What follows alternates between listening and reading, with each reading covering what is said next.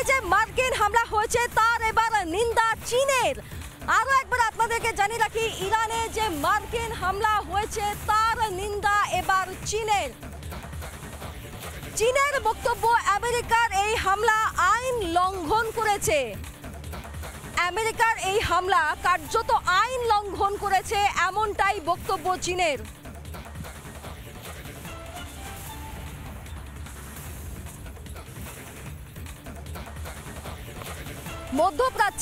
মধ্যপ্রাচ্যের উত্তেজনাকে আরো বেশ কিছুটা বাড়িয়ে দিয়েছে, পরিস্থিতিকে জটিল করে দিয়েছে। এইবার বার্তা এলো চীনের তরফ থেকে। আমি যাব যারা আজকে আমাদের অতিথি রয়েছেন, আমি আগে ব্রিগেডিয়ারের কাছে এবং ঠিক শুরুটা এখান থেকেই করেছিলাম। রাশিয়া, চীন, সৌদি আরব, ইরাক, ওমান সবাই এখন বার্তা দিচ্ছে যে এই হামলা খারাপ, ঠিক না। এখন তো একটা গোষ্ঠীর মতন বানছে, একটা ফেভার্ড ওপিনিয়ন বানছে। কিন্তু এখন প্রশ্নটা হচ্ছে পাকিস্তান হচ্ছে বিগ ফ্যাক্টর।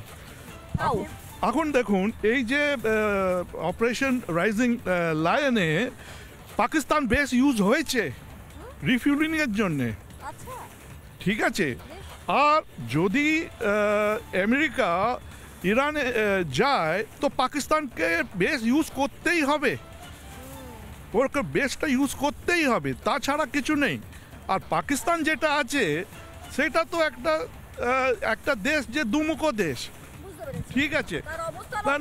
নিজের প্রয়োজনীয়তা অব্দি বদলায়। স্যার আমাদের কাছে সময় কম, স্যার আমি লাস্ট মিনিট আমাকে যেতে হবে মিস্টার ব্যানার্জির কাছে। আমি লাস্ট প্রশ্ন খালি করতে চাই যে এই এত কিছুর মাঝে, এত অপর দিকে বিভিন্ন দেশের মধ্যে নিন্দার মাঝে ভারতও কিন্তু শান্তির বার্তাই দিচ্ছে। ভারতও বলছে যুদ্ধটা দরকার নেই, ভারতও প্রভাবিত হচ্ছে, 3টে ছেলেও আটকে রয়েছে। এই যুদ্ধে শুধু শান্তির বার্তা দেয়া নয় সৃজিতা, যদি শান্তি প্রতিষ্ঠা করতে হয়, বিশ্বের সামনে শেষ আশা হচ্ছে ভারতবর্ষ।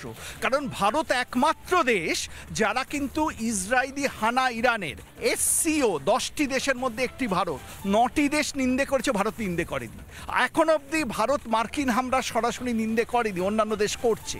ভারত একটা নিরপেক্ষ অবস্থান বজায় রেখেছে, শান্তির আবেদন করছে, রিটালিয়েটরি স্ট্রাইক বন্ধ করার কথা বলছে। এবং ভারত হচ্ছে মহাত্মা গান্ধীর দেশ, এটা ভুললে হবে না। ভারতের একটা আলাদা সম্মান আছে বিশ্বের সামনে। ভারতের এই অবস্থান আখেরে মধ্যপ্রাচ্যের এই যুদ্ধে কোনো প্রভাব ফেলে কিনা, বা এই মুহূর্তে দাঁড়িয়ে যারা ভারতীয়রা আটকে রয়েছেন তারা কতটা দ্রুত ফিরে আসতে পারেন, আমাদের শেয়ার মার্কেট, আন্তর্জাতিক বাজার, তেলের দাম কতটা নিয়ন্ত্রণে রাখা যায়, এই সব কিছু এখন গুরুত্বপূর্ণ হয়ে দাঁড়িয়েছে এই মধ্যপ্রাচ্যের যুদ্ধকে কেন্দ্র করে। নানা ধরনের কন্টেন্ট দেখার জন্য লাইক করুন, শেয়ার করুন আমাদের ফেসবুক পেজ, সাবস্ক্রাইব করুন আমাদের ইউটিউব চ্যানেল। পাশাপাশি অন্যান্য ব্রেকিং নিউজের জন্য অবশ্যই চোখ রাখুন রিপাবলিক বাংলায়।